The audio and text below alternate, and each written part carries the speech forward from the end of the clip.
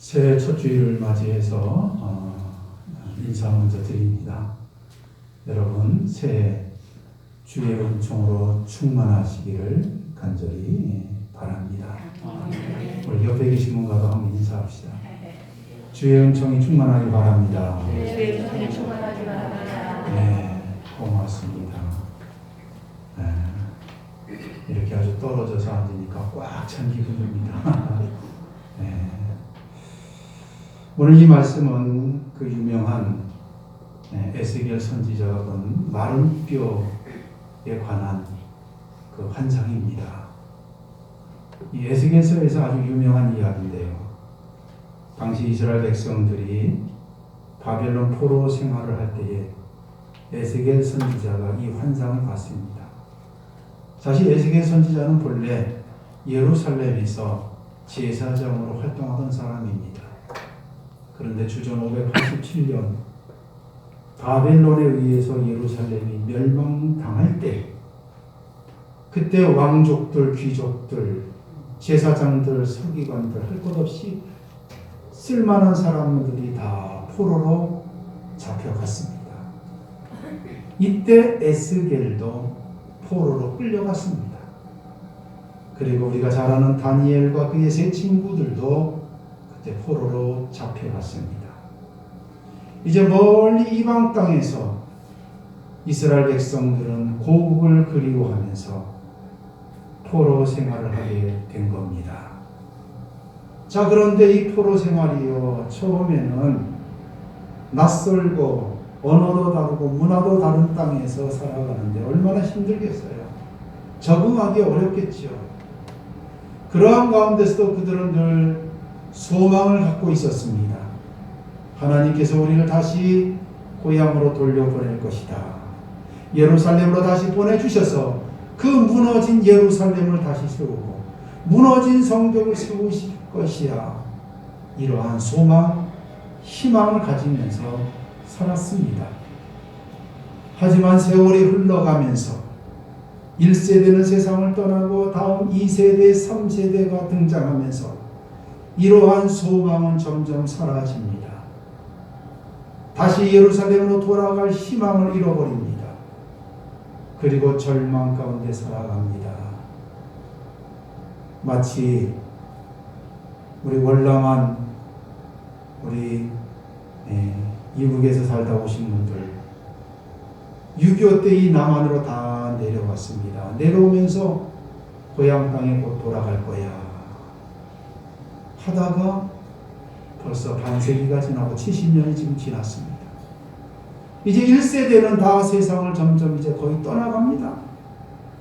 그리고 2세대, 월남한 2세대, 3세대들은 이제는 통일에 대한 소망, 꿈, 이제는 점점점 시들어져 가고 있습니다. 저도 고향이 이북이거든요. 그런데 저도요, 아버지에 비해서는, 이미 고인이 되신 우리 아버지에 비해서는 제 마음속에 고향에 대한, 통일에 대한 꿈, 이거 많이 부족합니다. 3세대로 갈 때, 4세대로 내려갈 때 보았겠죠. 지금 이스라엘 백성들이 그런 겁니다. 바벨론 포로 생활하면서 예루살렘으로 다시 돌아갈 기대, 이제는 점점 잃어가고 있었습니다. 이때 하나님께서 에스겔 선지자를 부르셨습니다. 하나님의 영이 에스겔 선지자를 데리고 한 골짜기로 데려갔습니다. 그런데 그 골짜기에 가보니 뼈들이 즐비한 겁니다. 사람의 뼈, 해골, 이런 것들이 그 골짜기에 가득이 그냥 쌓여 있는 거예요.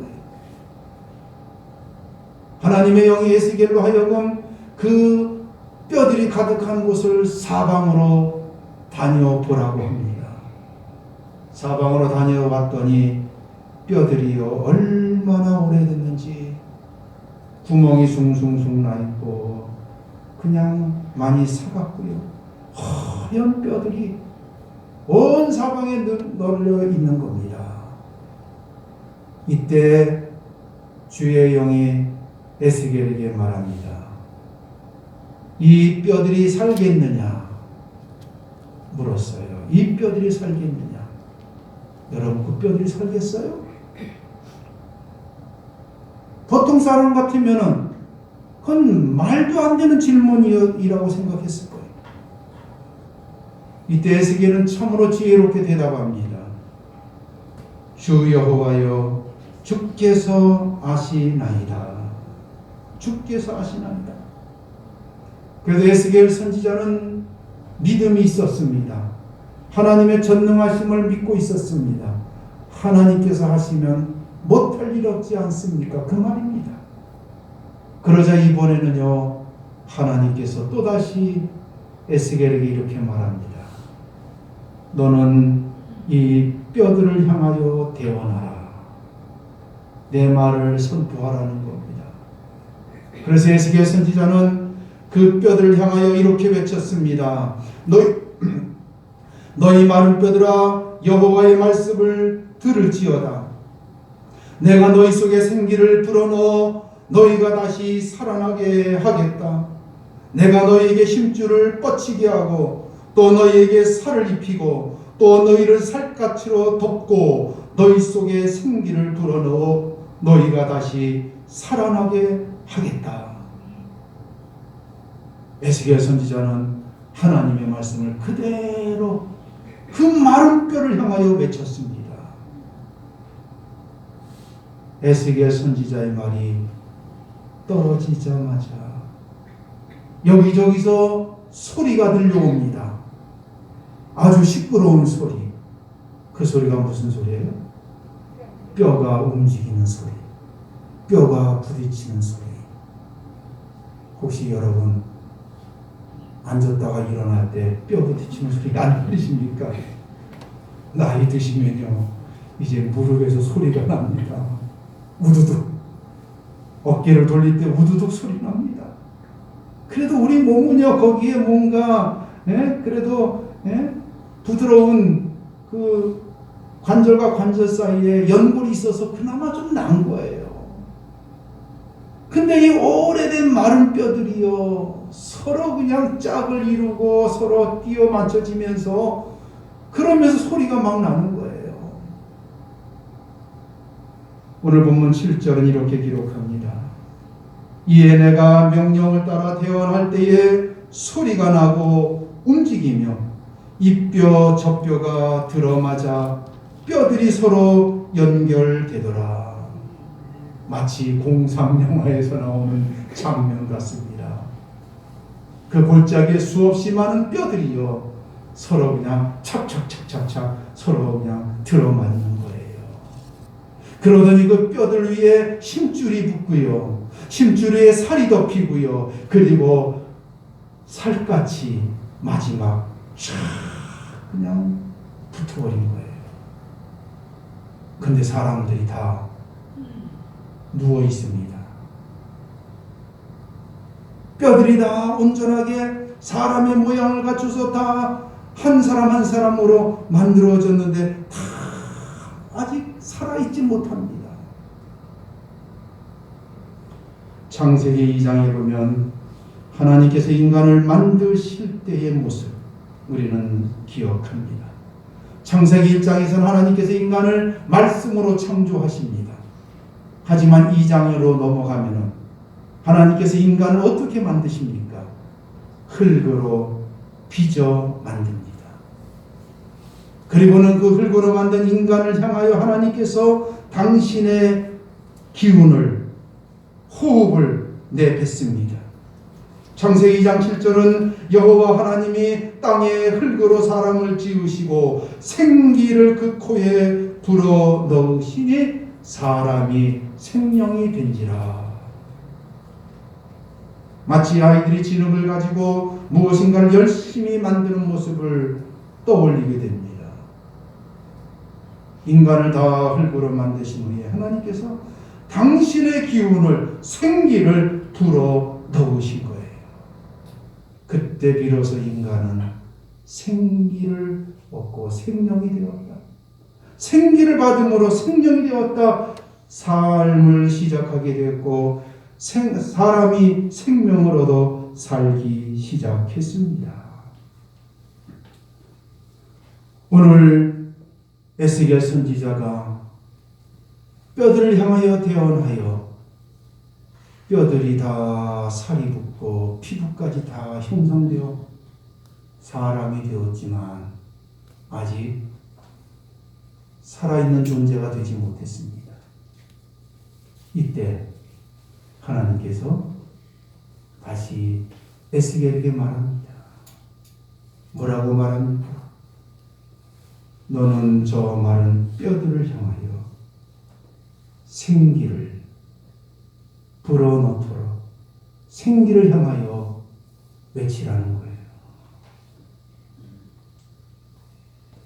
그 골짜기에 널려있는 생기를 향하여 생기를 불어넣는 외침 대언을 합니다. 이렇게 에스겔이 본 이 환상, 여러분 이것은 우리에게 무엇을 말해줍니까? 이 마른 뼈의 환상은 무엇을 의미합니까? 그 마른 뼈들은 누구를 말합니까? 오늘 우리가 읽은 본문 말씀 바로 거기에서 이것을 설명해 주고 있습니다. 에스겔 선지자가 본 환상에 대한 해석까지 오늘 성경은 우리에게 말씀합니다.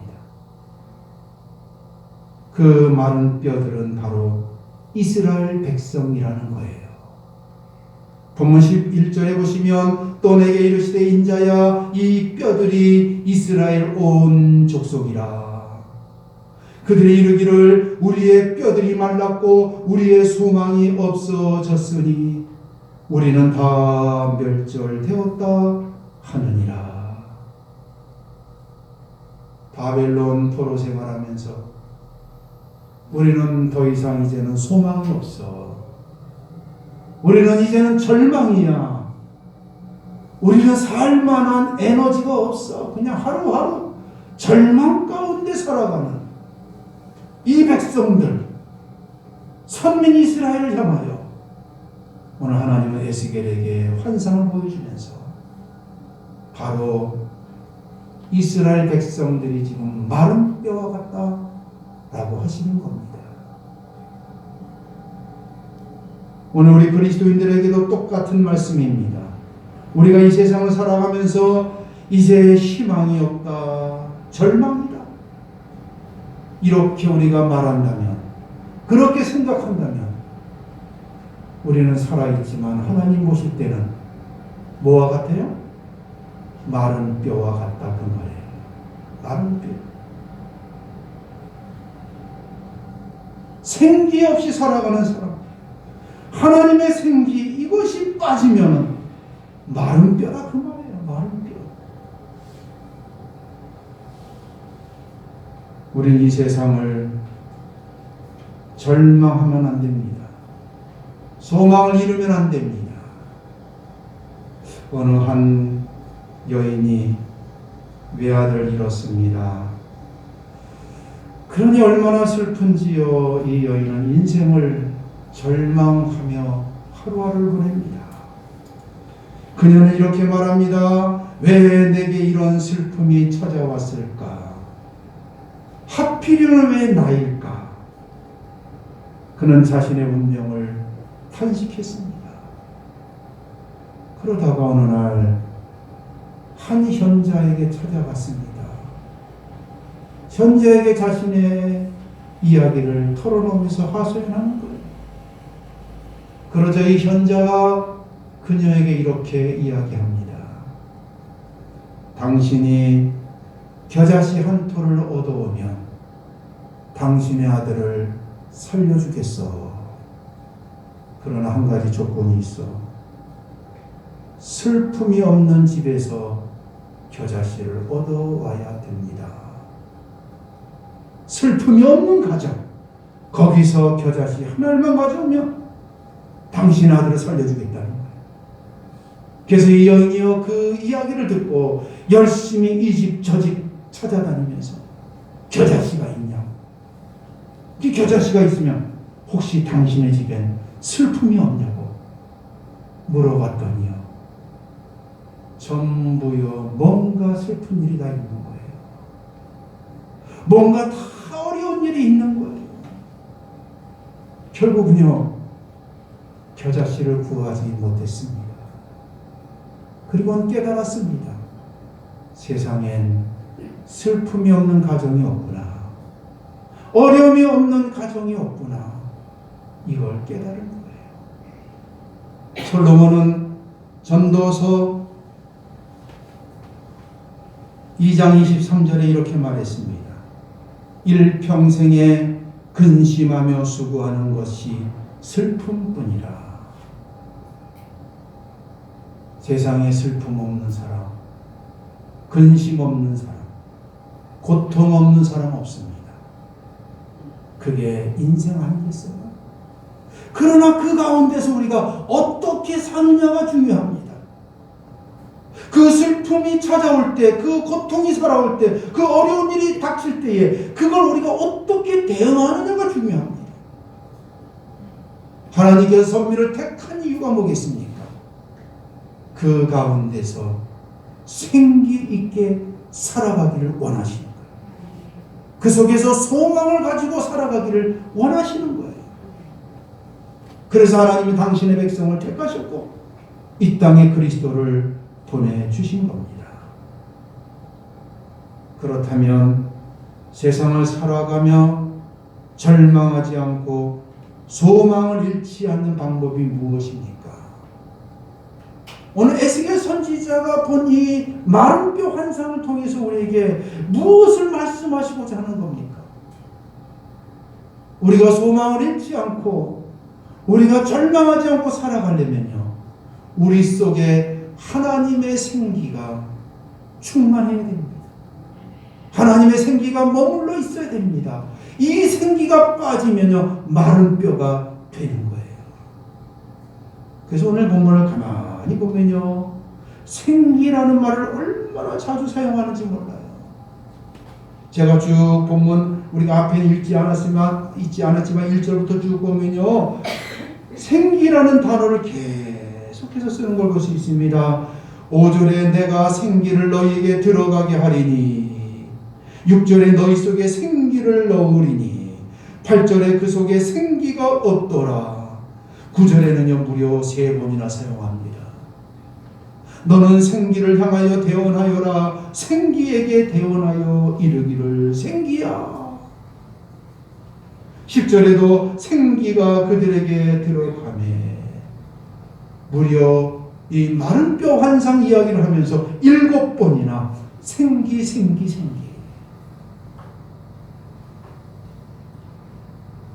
이 생기가 이렇게 중요합니다. 생기가 없으면요 마른 뼈와 같다 그 말이에요. 우리가 흔히 사람들 사이에서도 세상 사람들도 야 너 맺어주는 게 생기 없어 보이냐, 야 너 생기가 넘친다 그런 말 하잖아요. 여기서 말하는 생기는 뭐겠어요? 그런 생기는요 활기차고 힘찬 기운, 그걸 우리가 흔히 생기라고 말해요. 그러나 성경에서 말하는 생기는 뭐겠어요? 그게 아니에요. 하나님으로부터 오는 기운이죠. 기운. 하나님의 호흡, 하나님의 영. 그래서 이 생기라는 단어는요 창세기 2장에 딱 한 번 등장하고, 그리고 오늘 에스겔서 37장에 또 다시 여기서 등장하는 거예요. 히브리어로 르아흐, 숨, 바람, 이런 뜻입니다. 이것이 발전해서 그것이 신약 성경에 넘어오면 성령으로 또한 이것을 표현합니다. 하나님의 바람. 성령이 임할 때 성령의 바람이 임했거든요. 르하흐, 바람. 이게 기운이다. 그 말이에요. 기운.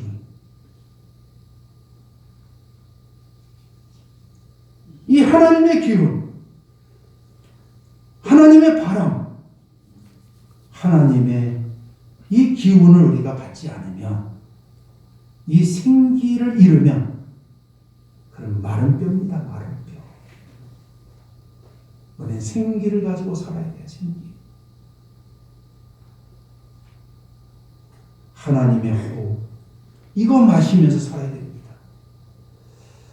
여러분 운동선수 중에서 운동선수들이 운동할 때 가장 중요한 게 여러 가지 있겠습니다만은 그 중에서 이 운동에서 중요한 게 숨쉬기입니다. 숨쉬기. 네. 숨쉬기를 잘 해야 됩니다.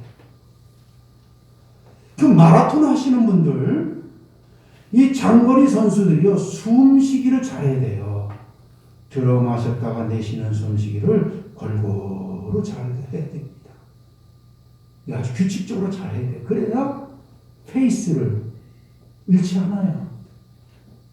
사격 선수들은요, 숨쉬기를 고르게 하다가 마지막 방아쇠를 당길 때는요, 숨을 멈춰서 방아쇠를 당깁니다. 숨쉬기가 중요합니다. 혹시 사범님, 태권도에서도 숨쉬기가 필요한가요? 중요한가요? 아, 그렇군요. 우리 김 장모님 승마 아주 잘하시는데 승마에서도 숨쉬기가 중요한가요? 아, 이 숨쉬기가 이렇게 중요합니다. 여러분, 수영에서 숨쉬기가 얼마나 중요합니까? 저도 수영 처음 배울 때요, 코치가 무엇부터 가르치는지 압니까? 숨쉬기부터 가르치더라고요. 물속에 머리를 딱 집어넣을 때 숨을 코로 내뱉으세요. 그리고 물 위로 딱 올라오면 입으로 숨을 들이마시세요. 그래서 뭐라고 합니까? 하라는 거예요. 네? 물속에 들어가서는 코로 하면서 조금씩 숨을 내쉽니다. 그리고 물 위로 나오자마자 얼른 입을 벌려서 숨을 들이마십니다. 그리고 다시 물속에 들어가서 숨을 조금씩 내쉬면서 몸동작을 하는 거예요. 수영하는 거예요. 여러분, 우리가 이 세상을 살아가는 것이 그래야 됩니다. 우리가 세상 밖으로 나올 때는 얼른 하나님의 기운, 하나님으로부터 오는 생기를 들어 마시는 거예요. 그리고는 세상에 들어가서는 마신 하나님의 기운을 조금씩 내쉬는 거예요. 내뱉는 거예요. 이것이 그리스도인이 사는 삶입니다. 선민들의 삶입니다. 우리가 교회에 와서 예배드리는 게 뭡니까? 하늘의 기운을 마시는 거예요. 하나님의 생기를 들어 마시는 거예요. 그리고 세상에 나가서는 하나님의 숨, 그 기운을 조금씩 내뱉는 거예요. 그때 어떤 일이 일어납니까? 그 사람에게서 그리스도의 향기가 나오는 거죠. 하나님의 자녀인 모습이 드러나는 겁니다. 그런데 이걸 거꾸로 하는 그리스도인들이 있습니다. 세상 속에 들어가서 세상을 들어 마십니다. 세상을 들어 마신다는 게 뭐겠어요? 내 눈앞에 일어나는 여러 가지 복잡하고 어렵고 힘든 모든 세상 일들을 내 마음으로 다 접수하는 거예요. 접수해, 내 마음으로. 그러면서 근심, 걱정, 염려 여기에 그렇게 돼버립니다. 마치 뭐예요? 물속에서 숨을 들이마시는 것과 똑같습니다. 그럼 물 먹습니다. 우리 숨쉬기 잘해야 됩니다. 지금 이스라엘 백성들이 그 바벨론 포로 생활하면서 숨쉬기를 잘못한 거예요.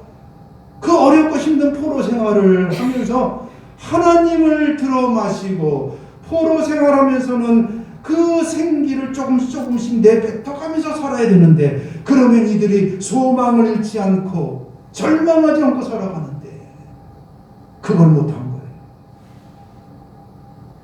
우리 예수님 어떻게 사셨습니까?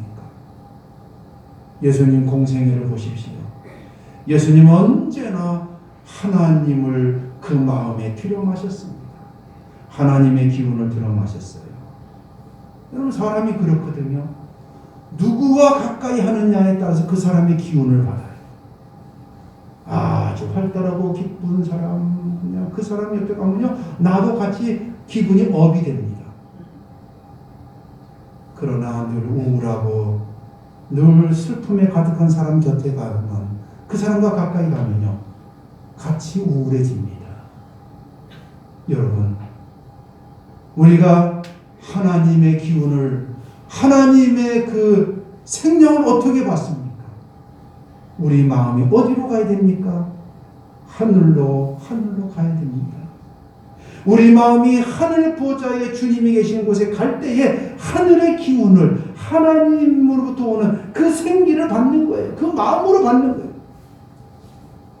그래서 예수님이 이 땅에 오셨고 십자가 지시고 부활하셔서 승천하신 거예요.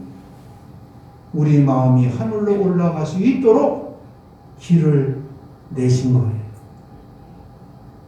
그래서 우리는 숨을 어떻게 쉽니까?